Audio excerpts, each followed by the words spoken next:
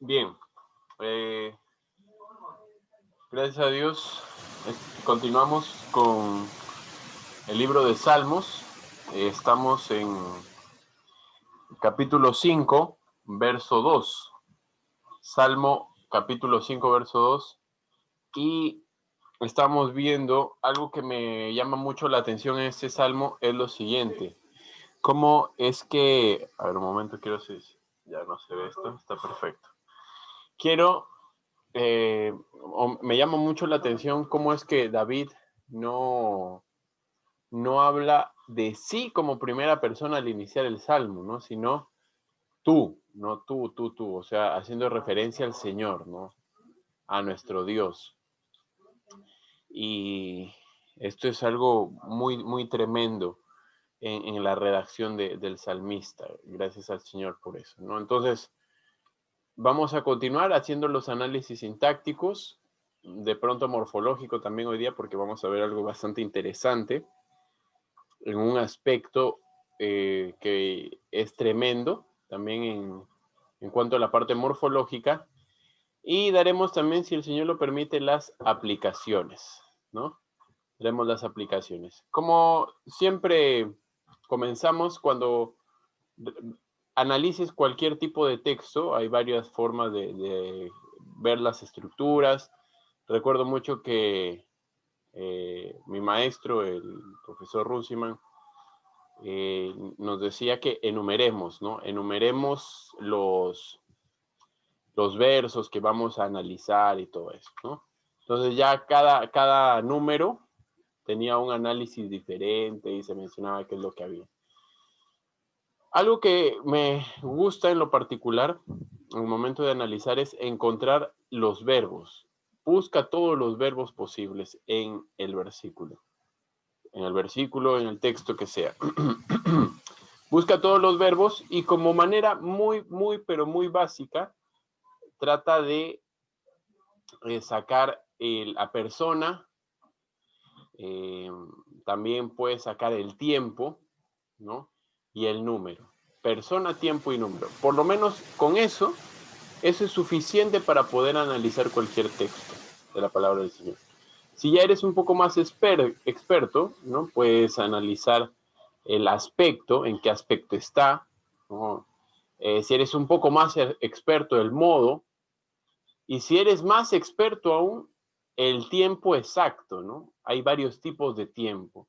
Ya lo hemos explicado en algún momento, ¿no? Que los tiempos indican con qué particularidad se desarrolla cierto evento, ¿no? Si es muy en el pasado o si es en un pasado cercano o en un pasado muy lejano, en un futuro cercano o en un futuro muy lejano. Es tremendo todo esto, ¿no? Entonces, es de acuerdo a eso cómo es que tú puedes, cómo es que hacemos los análisis. Y de hecho acá ya tenemos, ¿no? El verso desarrollado y tenemos dos verbos, ¿no? Tenemos dos verbos, ¿correcto? Tenemos dos verbos. Seguimos con la presencia de las hipérboles, ¿no? Vamos a ver la hipérbole por acá también. Vamos a ver la hipérbole. Pero antes de ver la hipérbole, vámonos con los verbos, ¿no? Tenemos aquí el verbo está, segunda persona singular, tú. Tú es el verbo, perdón, es la persona de la oración, ¿no? Y luego tengo acá oraré. Yo, primera persona singular. Yo oraré. Recuerden del video anterior que había una interacción, ¿no? Entre dos, ¿no? Porque habíamos dicho que el verbo está en modo imperativo. De hecho, este verbo está... A ver, un momento, perdón que se cayó la regla. De hecho, este verbo está también está en modo imperativo, ¿no? En modo imperativo, vamos a ponerlo por acá. Imperativo. Ya, imperativo. Verbo en modo imperativo, el verbo está.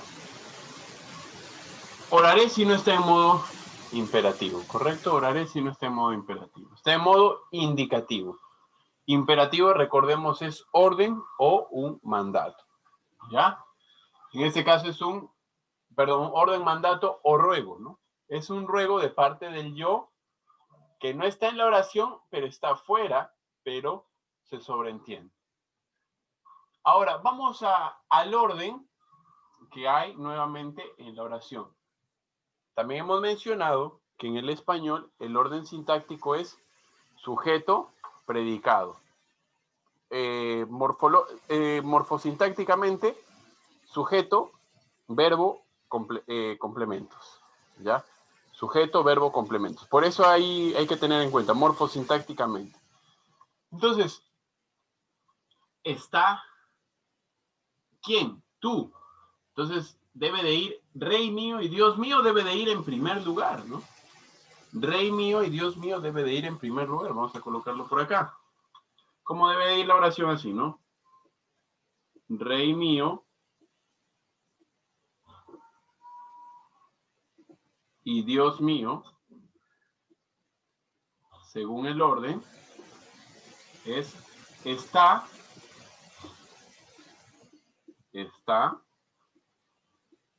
atento a la voz de mi clamor. A la voz de mi clamor.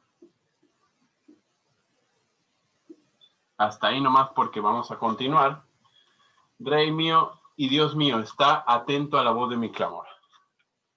Bien, así es el orden, pero nuevamente nos damos cuenta que hay una alteración del orden sintáctico, ¿no?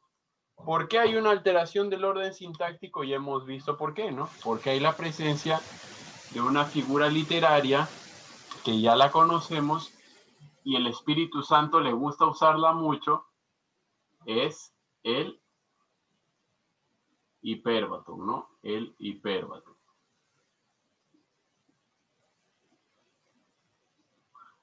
¿Ustedes se imaginan qué tipo de nombre tendrá en el cielo esta figura literaria? ¿No? Porque en la tierra le hemos puesto hipérbaton.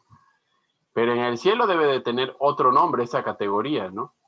Solamente cuando el Señor nos permita estar con Él, nos dirá, ¿no? Ah, mira, esta forma de escribir, porque esta forma es una forma espiritual, ¿no? Esta forma de escribir tiene tal categoría, tal nombre. Y estar en ese momento va a ser extraordinario, ¿no? Será extraordinario.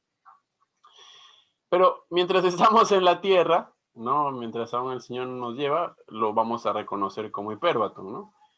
Entonces, el hipérbaton hemos mencionado y estamos reiterando que muestra las partes más importantes de la oración. Por eso el Espíritu Santo lo que hace es ordenar como Él desea la oración. Él la ordena como Él desea la oración. Porque quiere que la carga conceptual de la oración tenga en primer lugar la palabra inicial, ¿no? En este caso, la palabra inicial es está, ¿no? Tranquilamente se pudo haber colocado así, Rey mío y Dios mío, pero no. Hay un cambio, ¿no? Miren, aquí está el cambio. ¿No? Y todavía esto viene al último, ¿no? Mira, primero está atento a la voz de mi clamor y recién viene Rey mío y Dios mío. Entonces, para mencionar que esto va acá, ¿no? Ahí va. ¿Ya? Esto va por ahí. Entonces, habiendo mencionado la presencia del hipérbaton, ¿qué vamos a hacer? Ya tenemos el hipérbaton. Ahora vamos a analizar esta palabra, esta oración, particularmente estas dos palabras. Pero diríamos, no, pero hay que pasar ya, Emanuel, ¿no? Porque no está difícil, no es un caso tan particular, pero déjenme decirles, hermanos y amigos que tal vez nos vayan a ver, que si es una forma particular, es una forma de hecho no muy común dentro del español observar este tipo de frase. Este tipo de frase no es una frase que se utilice cotidianamente en el español. ¿Por qué? por lo siguiente. Miren, tenemos está. Y está, ¿cómo funciona está en el español? Está en el español funciona de dos maneras. La primera manera es un verbo, en este caso copulativo, y un verbo copulativo, vamos a poner por acá, está. Este verbo copulativo tiene dos formas de, tiene dos funciones. Puede ser estado, ¿y qué más? Lugar, ¿no? Ejemplo, a ver, ejemplo, ¿no? Javier está feliz, ¿no? Ahí está, estado. Otro ejemplo para decir lugar. Javier está en la cocina. Ahí está, dos ejemplos, ¿no?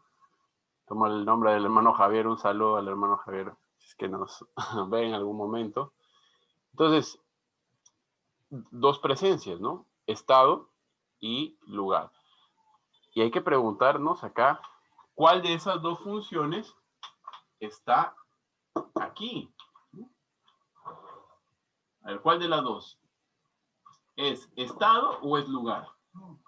A ver, yo digo, está atento, y ese atento es de estado o ese atento es de lugar, ¿no?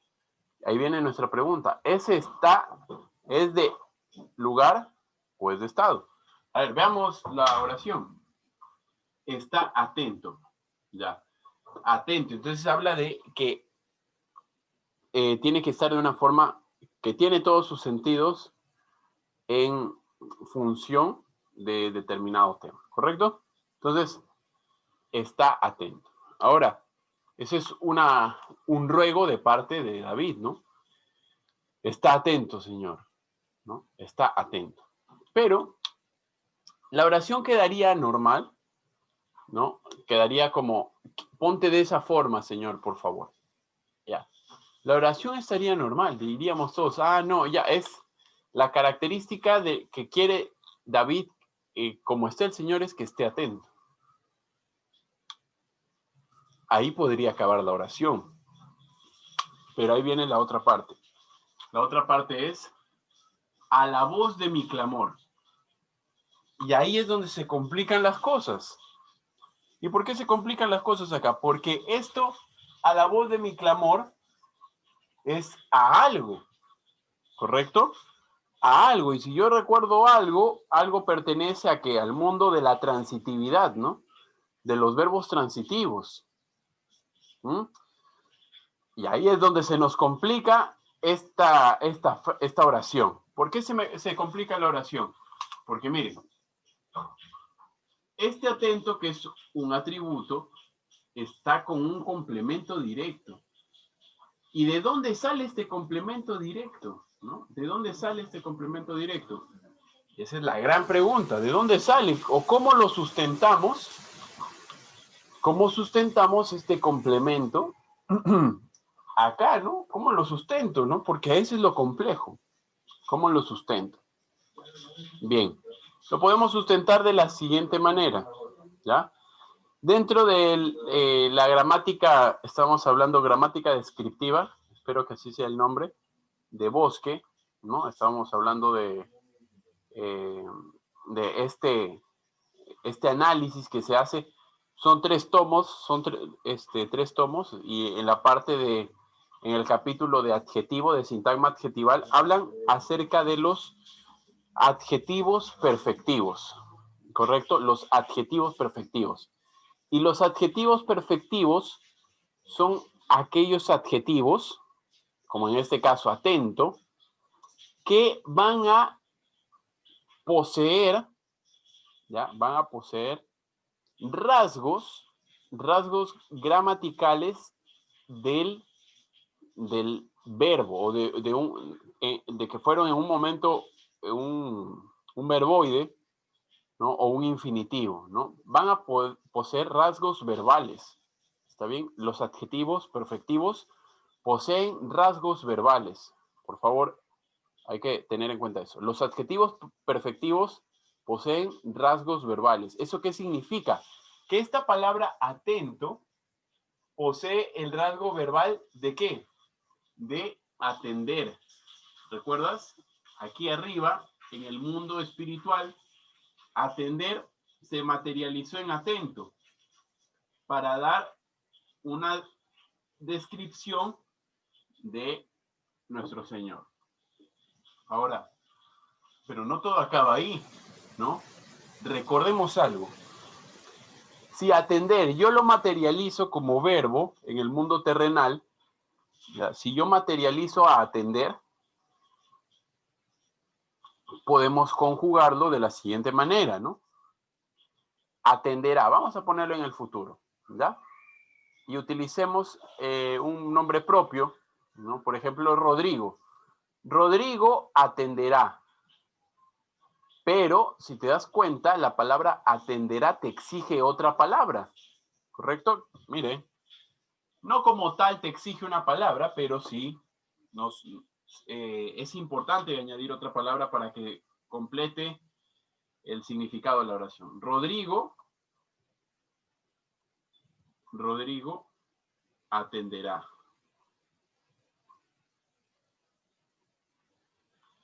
Ya, Rodrigo puede atender muchas cosas, ¿no? ¿Qué puede atender Rodrigo? Rodrigo puede atender la clase, Rodrigo puede atender el negocio, Rodrigo puede atender la llamada, Rodrigo puede atender un mensaje de Facebook, Rodrigo puede atender la voz de sus padres, Rodrigo puede atender y un sinnúmero de situaciones en las que Rodrigo va a atender que, ahí viene la otra parte interesante, ¿no? En que Rodrigo va a atender algo, ¿no? Y este algo, ¿qué significa? Que algo es un complemento directo. Y si algo es un complemento directo, atenderá es un tipo de, ¿qué tipo de verbo es? Es un verbo transitivo. Si atenderá es un verbo transitivo que necesita un complemento directo, y recordemos que atenderá proviene de atender, del mundo espiritual, no conjugado, que está en el infinito. Recordemos que aún esté en el mundo espiritual, mantiene esa transitividad. Eso significa que atender tiene ese rasgo. Cuando entre a la tierra, ya estando en la parte espiritual, funciona como va a tener una transitividad. Al llegar a la parte terrenal, adquiere esa característica propia, transitivo, y cualquier palabra derivada de atender va a tomar, en este caso, esa particularidad o ese rasgo verbal de la transitividad, ¿correcto? Todas las palabras que estén relacionadas con atender van a adquirir el rasgo verbal de la transitividad. Por favor, eso pasa con los adjetivos perfectivos. Los adjetivos perfectivos tienen la particularidad de mantener sus rasgos verbales, así la palabra esté funcionando como en este caso, aquí funciona como un complemento atributo. Así la palabra funciona como un complemento atributo, en este caso, la palabra, que es un adjetivo, porque es un participio, y recordemos que los participios, ojo, esto apúntenlo, tal vez les va a servir en su clase de morfología, ¿no? Los participios funcionan como adjetivos o en algunos casos como verbo principal conjugado con un verbo auxiliar. Y es ahí a donde podemos prestar atención con gran expectativa, porque al momento de ver esta construcción, uno puede decir predicado nominal, complemento atributo, pero esto es un problema, ¿no? A la voz de mi clamor, este es el algo. Recordemos, este es el algo, ¿no? Este es el algo. Si este es el algo, atrás debe de haber o debe de estar el verbo transitivo. Con lo que no sé si algunos habrán escuchado esa canción que dice, escucha, Señor, mi oración, ¿no? Escucha, Señor, mi oración, considera mis pensamientos. ¿Y qué viene la otra frase? Atiende a la voz de mi clamor. Si yo digo, atiende a la voz de mi clamor, a ver, vamos a quitar a Rodrigo. Si yo digo, atiende, ahí es lo interesante, ¿no? No sé cómo estos hermanos han podido realizar, si habrán tenido todo este conocimiento lingüístico, o tal vez el Señor ahí les habrá dicho, bueno, esto bueno, por un razonamiento, ahí han dicho, no, allá es atiende, ¿no? De parte del Señor, y lo habrán conjugado al momento de realizar esta canción, ¿no? A ver, por ejemplo, vamos a poner acá, atiende a la voz de mi clamor. Entonces aquí está la situación, miren. Atiende algo, ¿no? Atiende algo. ¿Qué es lo que tienes que atender? La voz de mi clamor. Y con atiende sí cumple la parte transitiva, pero no. Reina Valera ha puesto, está atento. ¿No? ¿Por qué no habrá puesto atiende? ¿No? Es por algo muy importante. No sabemos en realidad, ¿no? Es lo más, es lo que está poniendo, ¿no? No vamos a entrar ya ahí a tallar. Porque algo que pasa y es muy importante dentro de las traducciones, a la consideración que tengo es lo siguiente, ¿no? Que aquel hermano lo hace obviamente inspirado por el Espíritu Santo. Ojo, tiene que seguir ciertos parámetros, ¿no? Como todo, ¿no? Para la interpretación de la palabra del Señor hay ciertos parámetros. Para la traducción hay ciertos parámetros. No cualquiera lo va a hacer. Debe ser un hermano que ame mucho al Señor, que esté en una vida de consagración al Señor, ¿no? Debe de también conocer tanto el hebreo, porque eso está escrito en hebreo naturalmente, ¿no? Debe de conocer el español, ¿no? Entonces, no en vano, no ha puesto atiende, ¿no? No ha puesto, si hubiera puesto atiende, se entendería, ¿no? Pero yo tengo acá una teoría, mis queridos hermanos y amigos, y eso es lo interesante y lo bonito de estas particularidades que ocurren de manera especial en la palabra del Señor, ¿ya? Porque miren, el hebreo es interesante, ¿ya? El hebreo, por lo poco que conozco, y si el Señor lo permite, quiero aprender un poco más, ¿no? Pero el hebreo tiene muchas palabras en un solo significante. Tiene muchas palabras o mucho significado, muchos significados en un solo significante. O sea, hay diferentes conceptos, pero en una sola palabra.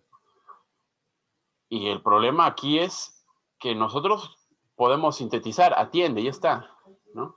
Pero no es eso. Y es muy probable que sea por dos cosas, ¿no? Yo planteo dos teorías acá. La primera teoría es la siguiente, ¿no? El Espíritu Santo va a dirigir a David para que muestre la característica que tiene que tener el Señor ante nuestras oraciones. En este caso, el ruego, porque es a través del ruego, le va a pedir que sea atento. Esa es la primera parte de esta teoría. La segunda parte de la teoría conlleva que, así como mantiene la característica, el complemento atributo, pueden existir palabras que, así como son complemento atributo, también, en este caso, por el rasgo verbal anterior, van a generar un complemento directo necesariamente. Y esa es la segunda parte de la teoría. Primera parte es, David le pide al Señor que una de sus características ante su oración sea el que sea atento, y el complemento es no solamente que sea atento, sino que atienda particularmente o que esté atento a algo en particular. Y ese algo, acuérdense, algo, complemento directo, verbo transitivo. Eso es lo que podría identificar. Ahora, obviamente puede haber otra teoría en cuanto a esa interpretación, ¿no? Obviamente no estamos haciendo cosas o yendo contra verdades bíblicas, no, pero solamente estamos dando esto como un punto de vista, ¿no? Y se presta perfectamente, ¿no? Por todo lo mencionado anteriormente. La otra teoría, que también me parece muy, muy razonable, es que así como que estas dos palabras sean un verbo compuesto. Esa es la teoría más sencilla, ¿no? Esa es la teoría más sencilla, que está atento sea un verbo compuesto, ¿no? Si está atento es un verbo compuesto, entonces recordemos, también ya lo he mencionado en una clase anterior, que los verbos compuestos son la proyección de un verbo simple, ¿correcto? Los verbos compuestos son la proyección de un verbo simple. Por ejemplo, ¿no? Había comido, ¿no? Había comido es la proyección de comí, ¿no? Había comido es la proyección de comí, o sea, viene comí y la proyección es había comido. En este caso, está atento es la proyección de atiende, ¿correcto? Está atento es la proyección de atiende. Es la segunda teoría, ¿no? Por ejemplo, tenemos acá atiende, para que se pueda entender, esa es la segunda teoría. Atiende, está atento.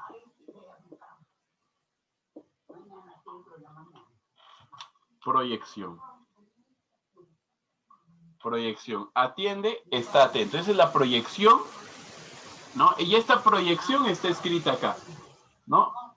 Vamos a colocar esta teoría, esta segunda teoría, ¿no? Pero están igual las dos implícitas, ¿no? Bueno, la primera está implícita, ¿no?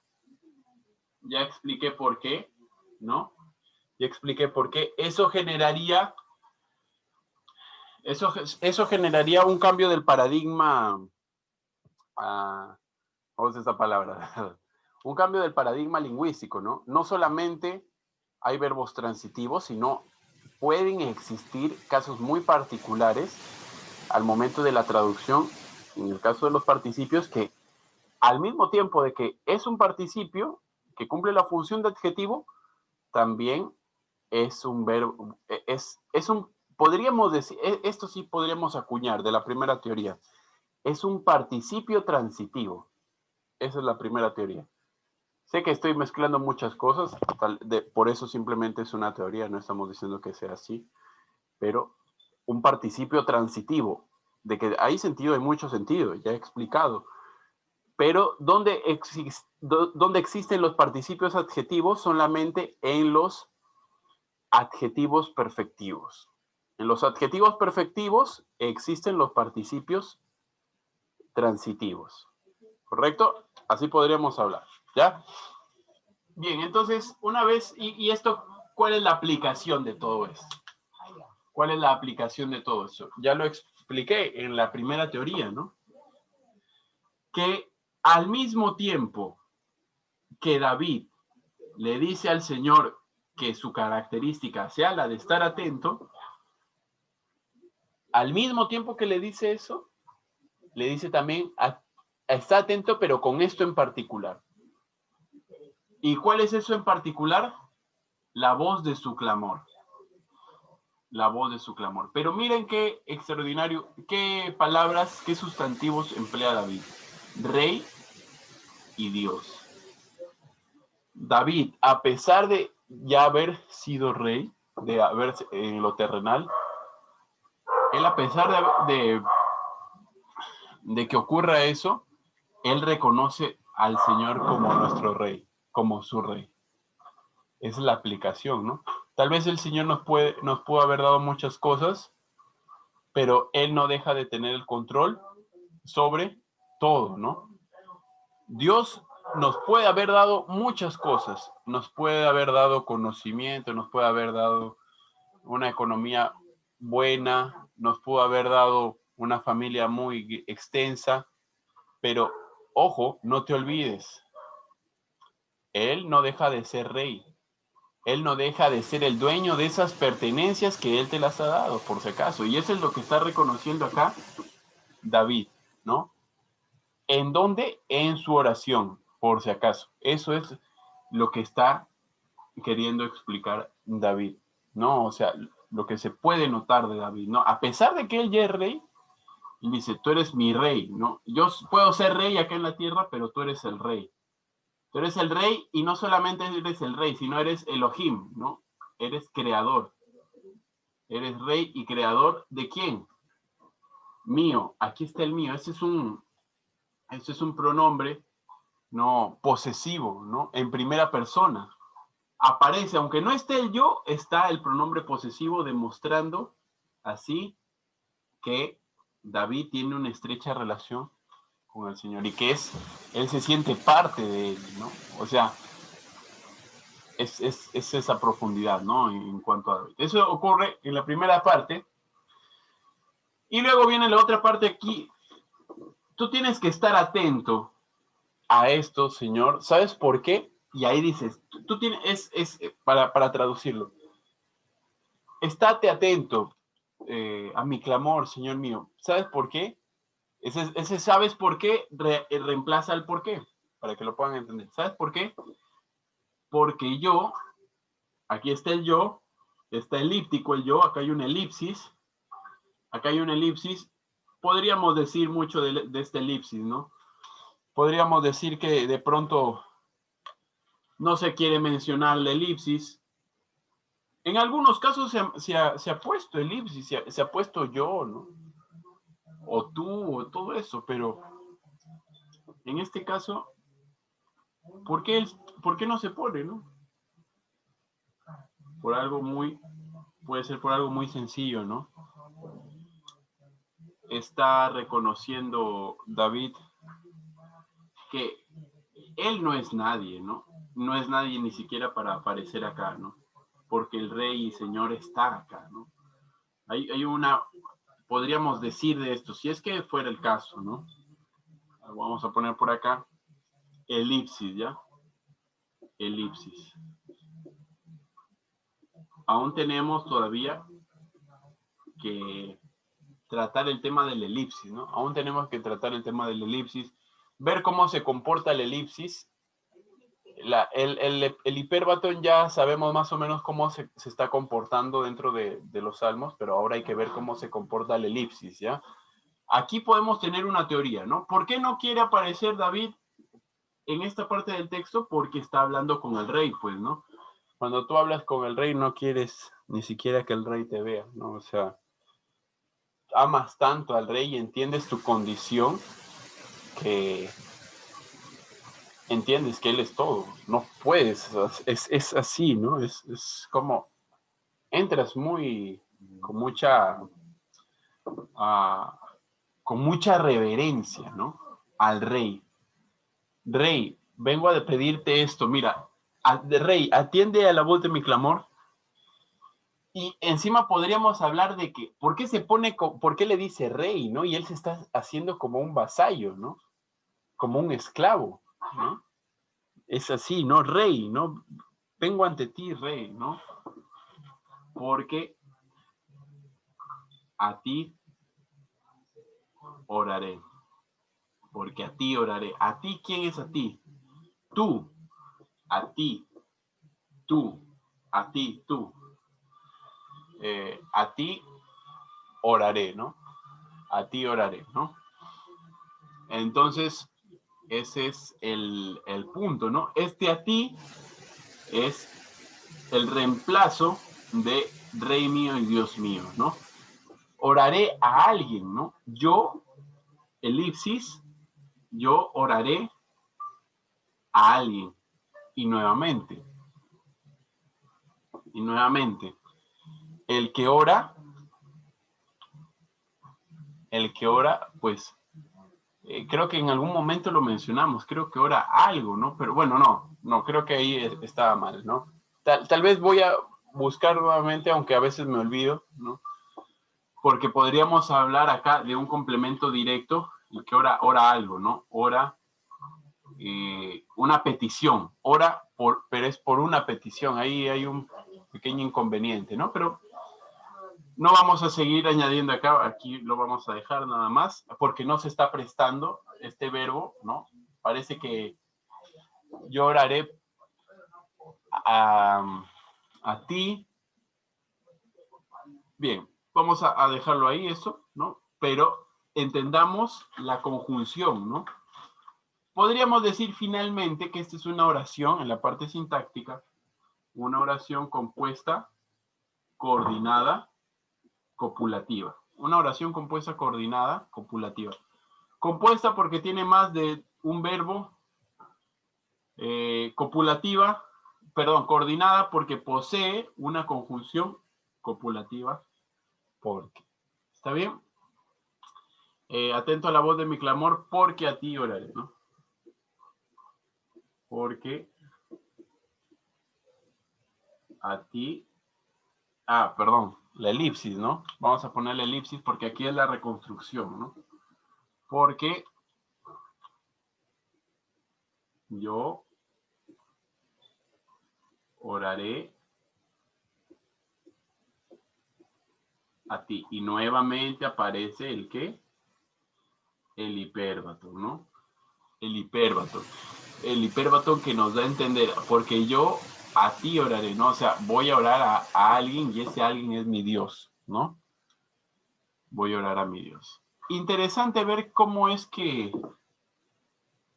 David desarrolla este salmo, ¿no? Desarrolla mucho el salmo en segunda persona, asumiéndose él como la primera persona, pero no incluyéndose dentro de la oración. Eso muestra, si es que vemos esa reiteración, ¿no?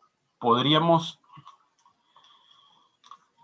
formular, ¿no? Un tipo de figura, ¿no? Una figura donde solamente esté la presencia del tú, que es nuestro Dios. ¿Cómo es que David solamente da el honor al Señor?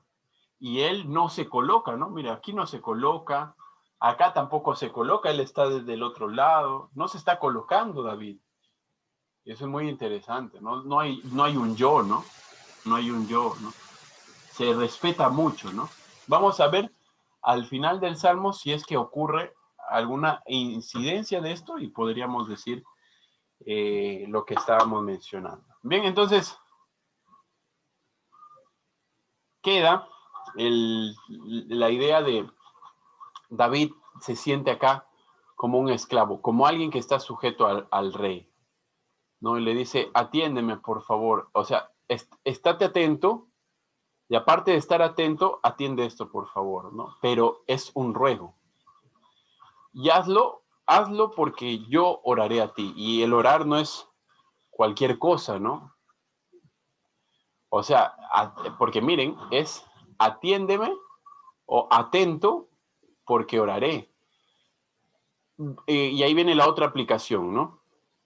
Colocando la oración, David coloca la oración como un vector sumamente importante e indispensable dentro de la vida cristiana, dentro de la vida con el Señor. Es sumamente importante, o sea, no me atiendas porque voy a hacer algo bueno, no dice eso, ¿no? Dice, atiéndeme porque voy a hacer esto. ¿Y qué es lo que hace? Orar. Eso es lo importante para David. Para David, no, y eso es algo muy importante también, es la aplicación. El Señor no nos va a atender porque yo haga algo bueno. El Señor me va a atender porque yo estoy en comunión con Él, porque para orar necesito estar en comunión con Él. Y esa es la aplicación. Si yo voy a orar al Señor es porque yo estoy en comunión con Él. Los que no han creído en Cristo, ¿cómo pueden decirle atiéndeme? ¿No? Atiéndeme, sí, para ser tu hijo, porque creo en Jesucristo, ¿no? En tu hijo, ¿no? Entonces, para eso sí va a escuchar el Señor. Y una vez que eres hijo, puedes hablar como David, atiéndeme, porque voy a orar. ¿no? Porque voy a orarte. Qué tremendo. Y eso es parte de lo que debemos de tener cada creyente, ¿no? No como algunas personas que dicen, ¿no? Ah, no, bueno, el Señor sí me va a escuchar porque soy bueno, ¿no? Y no es por eso, ¿no? Vemos qué es lo que hace, lo que remarca David, ¿no? ¿Por qué el Señor sí lo va a atender? ¿O por qué el Señor está atento? Porque va a orar. Hay gente que no ora, pues en todo el día no ora, ¿no? Imagínense, ¿cómo quiere que el Señor esté atento? Esa es la otra aplicación. Primera aplicación, soy un vasallo del Señor, ¿no? Estoy sujeto a Él, ¿no? Segunda aplicación, la oración es el único medio por la cual el Señor nos va a atender, no es por otro medio, ¿correcto? Y lo que hemos visto acerca de la sintaxis y la morfología también, espero que haya sido esto de mucha edificación. Nos vemos, si el Señor lo permite, en la continuación. Vamos a seguir viendo y hay mucha riqueza en este salmo. Bendiciones.